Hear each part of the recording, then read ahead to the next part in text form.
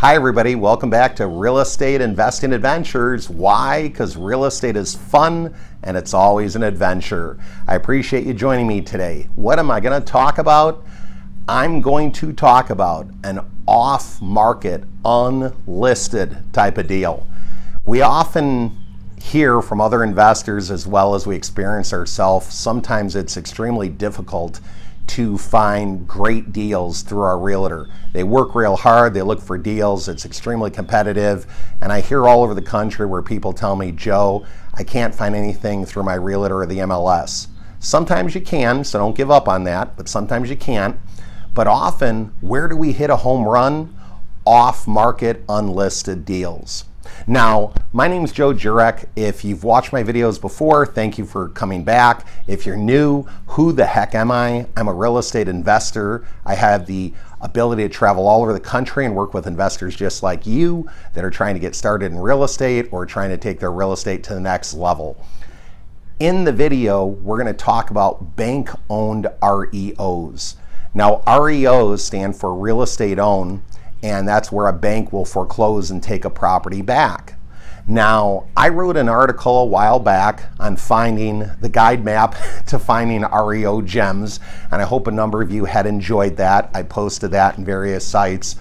But today, I want to do the updated version, the new and improved way of finding those little gems, those little treasures, the diamonds in a rough, so to speak, with the REOs. We had talked about earlier going to a bank and approaching a bank. Now, here's the thing I want to tell you. Grab a pen and paper if you want, or watch this video a couple times. We not only want to approach a bank, we also want to approach credit unions. So you're going to approach big banks, small banks, credit unions. But here's the other tip. I want you to try to find hard money lenders or private lenders. Anybody can foreclose on a property. Yes, anybody, okay, that's owed money. And once the borrower stops paying and they have a mortgage, the lender can foreclose. So often people think of just as banks having REOs, but are there foreclosures that credit unions would have, or a hard money lender may take back, or a private lender may take back? Absolutely.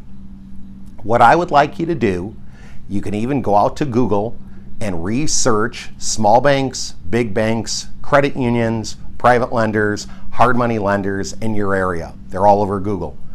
Now, the beautiful thing is, can you go online and send an email if you don't know exactly who to contact? You sure can.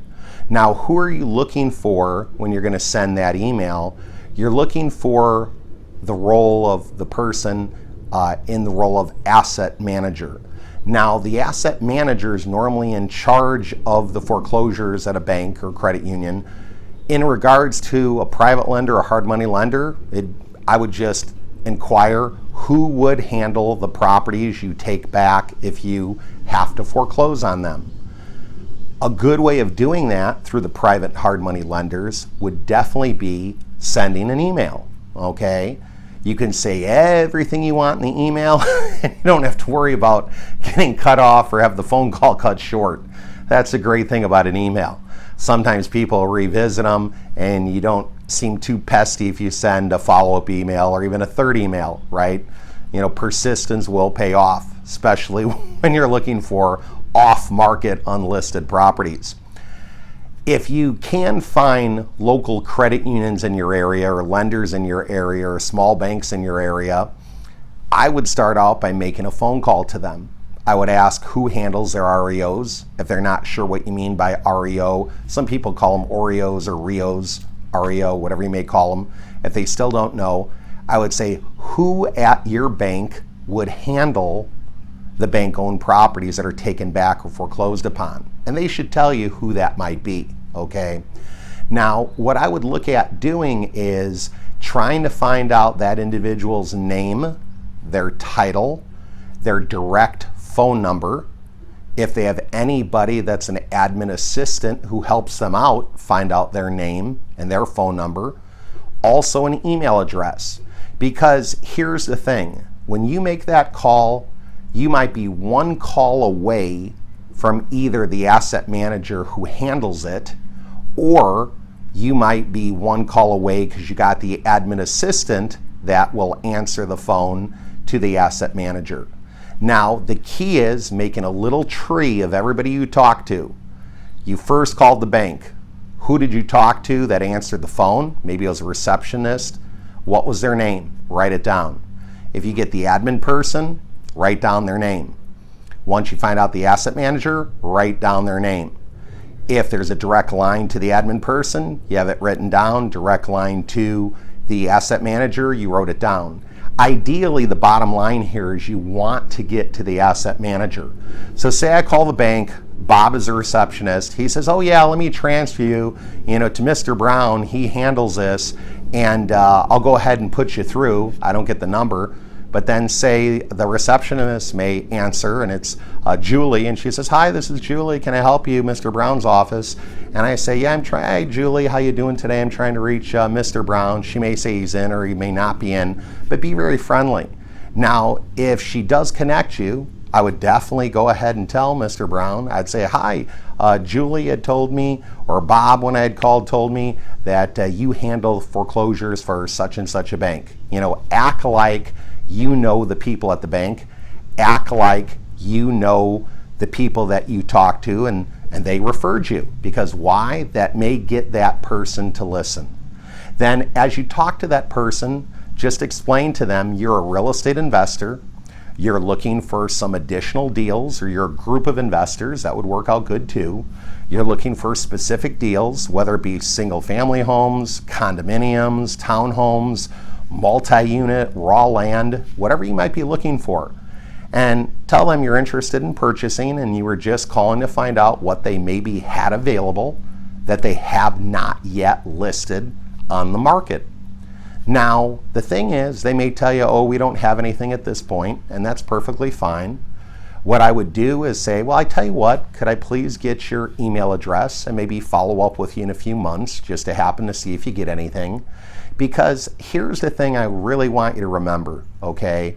The key is learning the contacts at each bank, each credit union, each private or hard money lender. So even though you say, well, Joe, I made 20 calls, I really didn't find anything, and I spent a few days doing this and I didn't find anything, do you have 20 contacts now that you can follow up with every month, every other month, every season? I often would say I really like talking to the contacts each season. I'm in sunny Central Florida right now where it's summer all year. I don't know when you're going to be watching this, but if it's snowing, I feel for you. But in any event, we have summer, fall, winter, and spring. So could you at least at a minimum contact these people once a season? Ask them how they're doing, how was their winter? Are you looking forward to spring? Are you having a wonderful summer? Can't believe fall's right around the corner. The key is establishing rapport and a relationship with these contacts, because the next time they take a property back, the next time they foreclose, you want them thinking of you. You do. Now, here's the other thing I got to tell you, okay? If you are able to negotiate a deal and get an off-market unlisted property from one of these resources, bank, credit union, lender, that sort of thing, make it as easy as you can for them. Do everything you say you're going to do. Try to establish that relationship, because if it was easy doing it one time, you hope they call you each and every time in the future when they get another property saying, hey, last time I worked with Joe, it was pretty easy working with Joe. It was pretty straightforward working with Joe. I got another property in that area. Let me reach out to Joe, see if he's interested. You definitely want to do that. It's all about establishing a relationship, rapport, and you want to act professional with integrity and do what you say you're going to do. If you do that, you might not only get one deal, you may get multiple deals over the next year or two, okay? So that is absolutely key. Now, the thing I want to end with, is often we can get resources, and there's a lot of great resources out there. There's websites that can help us find foreclosures. There's various ones there. If you Google, different ones will cost different amounts. Totally up to you if you want to go that route. Totally up to you. It may streamline, may make it a little bit easier. I'm not here to tell you one's better than the other. Why I am here today is to help some of the beginners out there. How can you do this with no money starting out? How can you do this with no money out of pocket? Picking up the phone and calling the banks, the credit unions, the lenders, or sending an email out. It will get you some feedback. It'll get you some results. And I would love to hear about any deals that you do from this. So be sure to go ahead and leave a comment. Give me a thumbs up like if you like it. If you found it beneficial, read the article along with the video. A lot of great other little golden nugget tips in the article. And please share it. I would love to hear other people's comments, and I'd love to hear the deals that you're doing. So get out there and make it happen. Take care, make your dreams a reality. Believe and achieve. Bye-bye.